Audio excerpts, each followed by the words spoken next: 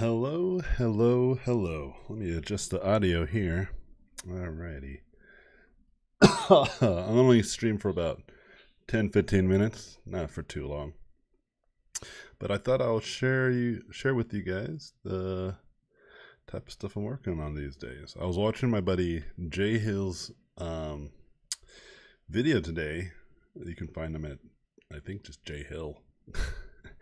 You'll see that there's like a lot of different people when you go, and then you'll see like a guy with a black and white photo. That would be his channel. You should check it out. But yeah, I'm sculpting. I'm taking a break right now. I actually started this sculpt earlier this morning. You guys can't see anything. Don't worry. I'm usually just waiting to see if I can get the session going. But there you go. You should be able to see something now. And then I am going to go to my channel so I can grab the chat. I don't think there's an easier way to do this, at least not that I know of. Yeah, maybe we'll see. We'll see if 10 minutes of knowledge is a lifetime of wisdom. But anyway, I'm gonna go ahead and start sculpting on this. So let me think. Yeah, okay. So I'm probably gonna work on the legs here. I feel like that makes the most sense. And make sure I can see the chat too. It's a little confusing actually for me where the chat's at. Oh, okay, I see the chat. Okay. Yeah, not sculpting just yet. So if you're expecting something to happen, it has not happened yet. Okay, there you go. Yeah, I'm taking a break from working too. I was doing a lot of work earlier. And I'm feeling pooped. So I had this idea for a character. I might use it for something in the future. Right now, it's just a character. There's no real purpose for it just yet. But like many of the things that I've made, sometimes there is no initial motivation, but then as time goes on, I get a little bit inspired, and I think of things that I can do with it. But as of now, this is kind of where I'm at. And for those of you who are curious, because this is obviously a lot more finished, I started this morning, and it actually took me a good like 2 hours, I think, maybe more. It took me a while to work on this. And a lot of it was already kind of done. I took like a base mesh model of like a person, and then I just started messing with it. But you know, I already knew I was going to kind of like fabricate something, and so I didn't really worry about like, did I create the character or human from scratch? Because my goals are completely different. I have no intentions of, like when I'm doing 3D, at least with this character, I had no intentions of creating some sort of thing that I would learn a lot from outside of like just design. And so, because I was watching my buddy Jason's video, and he was making a point about like, you know, sometimes you just start something and you should just finish it. And I'm like, oh yeah, dude, that's so dope. And he got me really pumped about it. So I started to think, okay, you know, I should get back into ZBrush. I've been doing a lot of stuff with 3D Coat, so maybe I should start messing around and see what we can get. And so I'm going to probably spend the next 10-15 minutes sculpting on this person, and then maybe one day it will be finished entirely. But we'll see. Gives alien demon vibes. I'm all about those alien demons. That's what I'm all about. Yeah, so a lot of what I do whenever I mess with ZBrush or tools of this nature, a lot of what I do is whenever I'm first starting out is just make sure that I have some comfort with the interface. And so you'll notice that the interface is not like a common interface, and that's because I don't like having the interface feel like really in your way. I was looking at some ways you can use quick menus too. I have never really used quick menus in ZBrush, and so I saw someone else use it, and I was like, oh, dude, that's so smart. I should just do it. And just find ways to just make it even that much easier to keep working from, you know? But that's the thing, like I've never used ZBrush in like a real crazy capacity. I've always used it in a pinch. I've always used it in like a hurry. And only tools like 3D Coat have I ever felt the most comfortable making stuff, like when it comes to 3D software.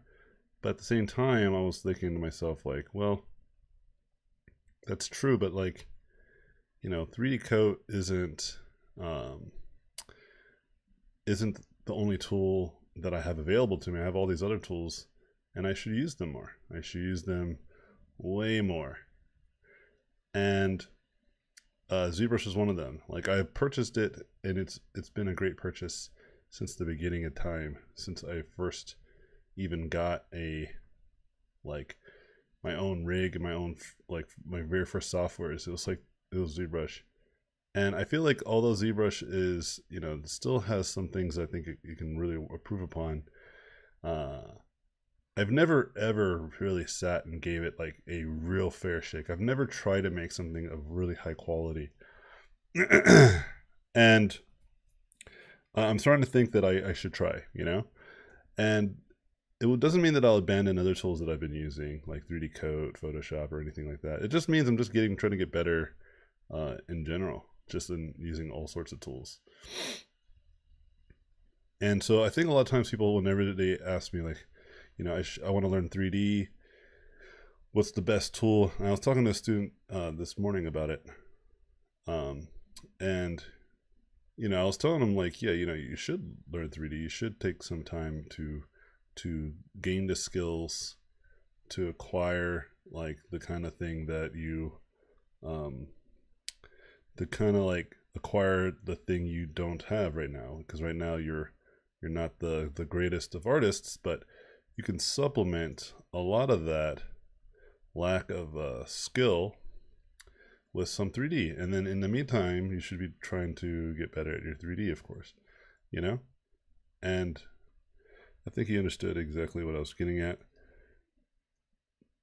But like I was saying earlier, like I myself haven't done this enough. I've always kind of put something away and went straight back to just doing 2D. But I'm like, you know, I'm doing more game dev.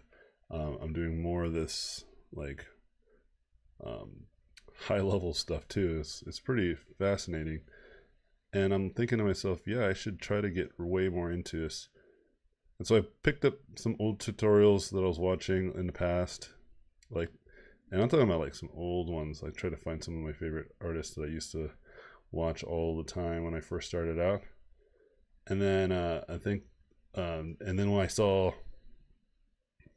what's his name, Jason's video pop up in my feed, I was like, oh man, like it's the heavens telling me that I need to like double down on this. And it was like it was perfect timing. Essentially, it came at the right time for me to get my mind right. And so now that I spent like I spent like the first part of this already. I spent like maybe 2 or 3 hours. I've put a lot of time in already, and now it was earlier today, and now I'm just gonna try to spend like another 10-15 minutes here and there. I'm gonna go take another break and hang out, but I also wanted to try to get a stream in at the same time, and I was trying to think, oh dude, okay, maybe I can just kind of like do both, like do some sculpting and do some talking. That could be cool. And so kind of like double down. But if you guys have a couple questions or anything you guys would like to ask, I'm available to answer some of them. Not too many. Definitely could take some. So feel free to start asking.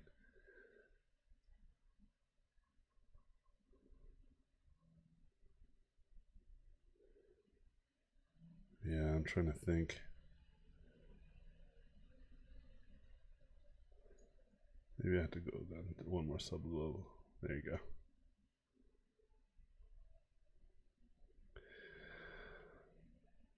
Wise choice for doubling down. Yeah, like I said, I try to, maybe I can like, you know, do two things at the same time, like do the YouTube and do a stream. I'm sorry, do YouTube and do ZBrush sculpt. But unlike 2D, this is going to be much more challenging for me to like talk and sculpt. I'm already like really feeling it because normally whenever I'm doing like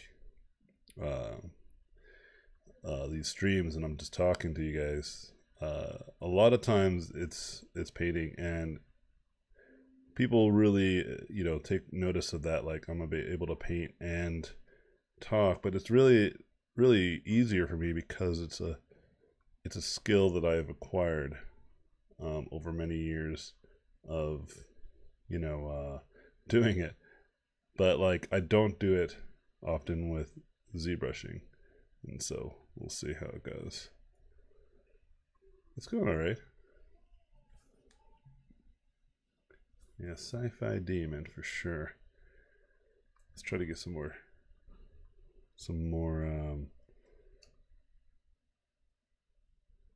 get some more texture.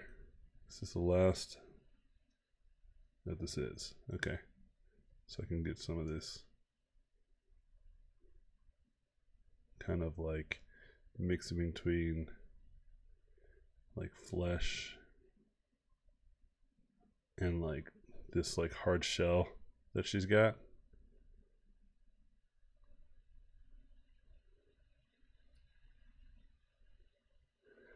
And this is the type of thing that I would normally actually put into the I'll put into the stage where I would do the texturing. But like I said, I'm going to try a different approach to see the advantages and disadvantages. The advantage, obviously, is that I actually have a lot of freedom still to change the form. That's the one that I've seen so far. Like I can still change the form and add detail at the same time. It's a huge advantage. And the other advantage of just sculpting into detail is that you can keep pretty low profile in your design, but you cannot change the ultimate forms.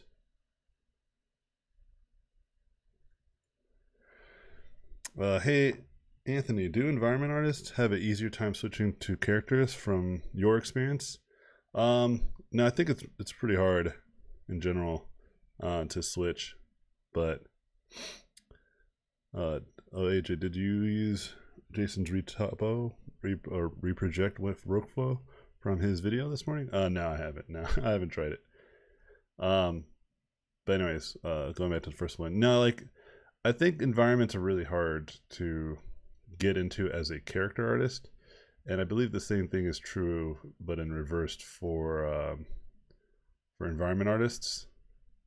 Because as a character artist, you know, it's very challenging because it's really just hard to get good at. It's just really hard to get good at basically perspective and architecture, all that stuff. And then same thing with environment art. It's really hard to get good at like anatomy and proportions and design of like of a character. But like the stuff that carries over pretty effectively are being really good at what you call it, like designing or lighting and forms. These types of things usually carry over really easily. But the other stuff, not so much. And so it's really important to practice those things. I practice those things all the time. Do you see ZBrush as sort of dictating? Oh yeah, I skipped over a question. What does it mean to understand color for an artist? Is it understanding it all, or just some moods or some light scenes and being able to replicate them? Yeah, color is a tricky thing, because actually what makes color deceiving is that it really is mostly mood that people are thinking about when they think about color. Color actually is not as important as people think when it comes to defining the forms, as you probably have discovered if you've ever done any kind of like, you know, value painting. But what ends up happening is that people will not notice that until they get better at their values. They'll start to notice how colors are a lot more forgiving. You can have some really weird colors if your values are like off the hook, but it doesn't work the other way around. And so I usually encourage people to get better at their values, because it actually will improve your colors too. Because then all you have to do is like you're kind of implying, like learning about the moods, the different lighting scenes. That's all becomes so much easier to do once you understand.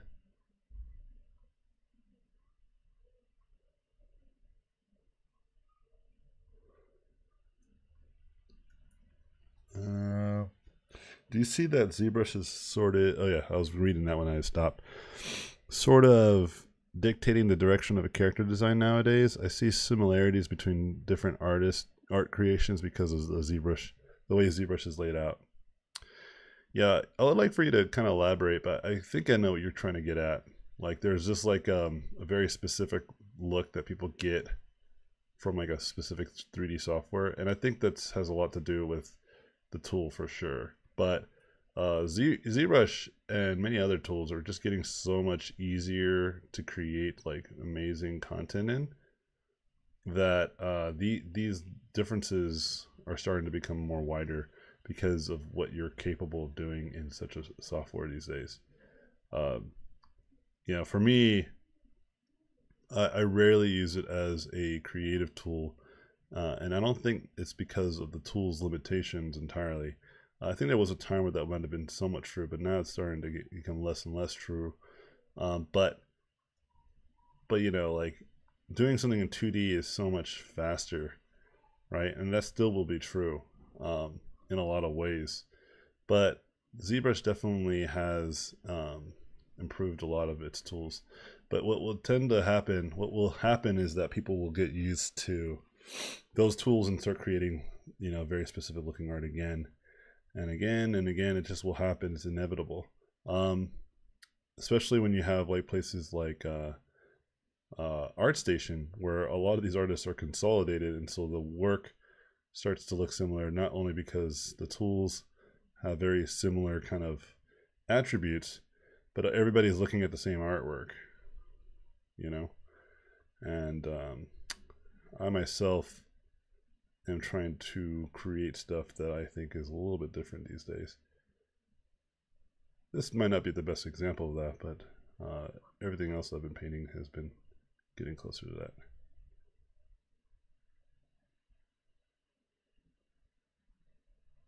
Yeah.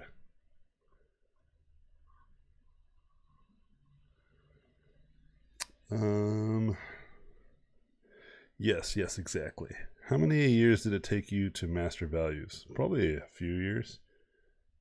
It was a long time though. Like maybe like 4, 5 years. And I don't know if I mastered it, but I definitely was really comfortable with them. Maybe nowadays I'm getting closer to mastery. It's pretty crazy because things that were really challenging for me are becoming less and less challenging. And yeah, that's just how it is.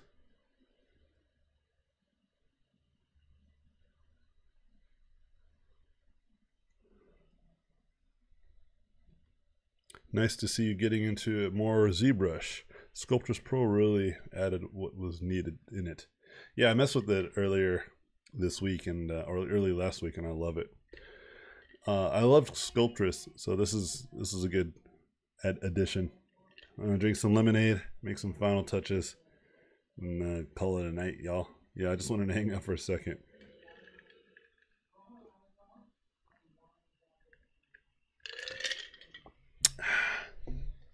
I see some artists are telling me to skip color to focus on values first. Yeah, they're mostly right. I mean, colors aren't as hard to get into once you've got a real sense of values.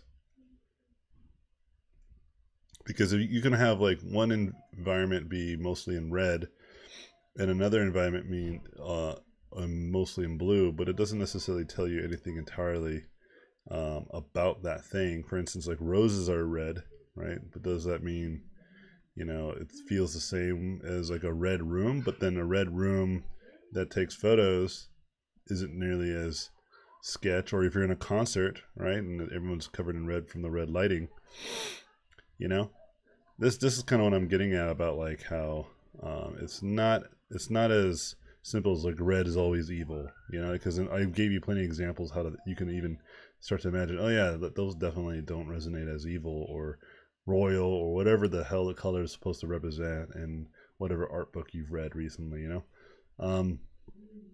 But values are pretty consistent at always helping you describe the form. That's the point I'm making. And a lot of people tend to think that you have to get those values right first before you can actually or people like say you should get those colors, like understand and learn colors so you can really make great artwork. But until you've mastered your values, the colors generally will always feel like there's something wrong with them. And when you start to master your values, you start to realize what was wrong with them, your colors before. And it's always, almost always, your values.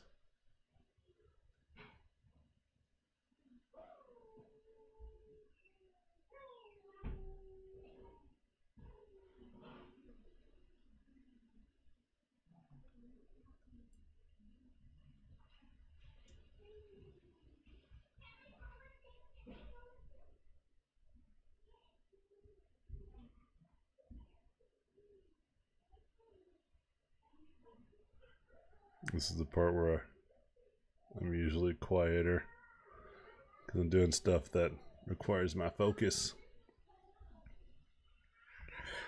All right, any last comments and questions before I bid y'all adieu?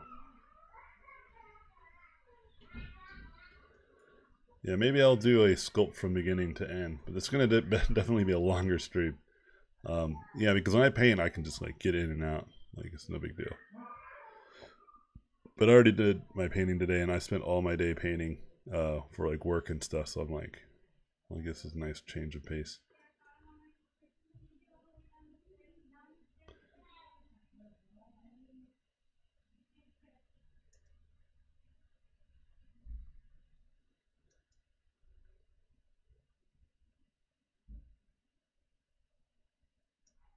She's gonna be like red later.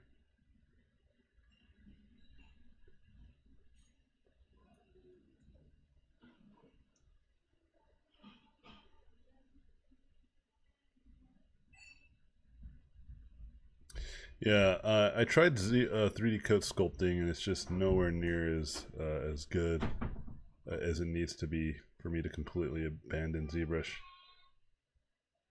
ZBrush is still just really good.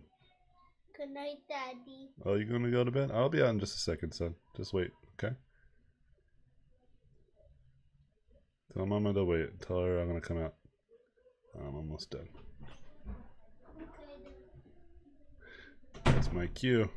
Time to get out of here.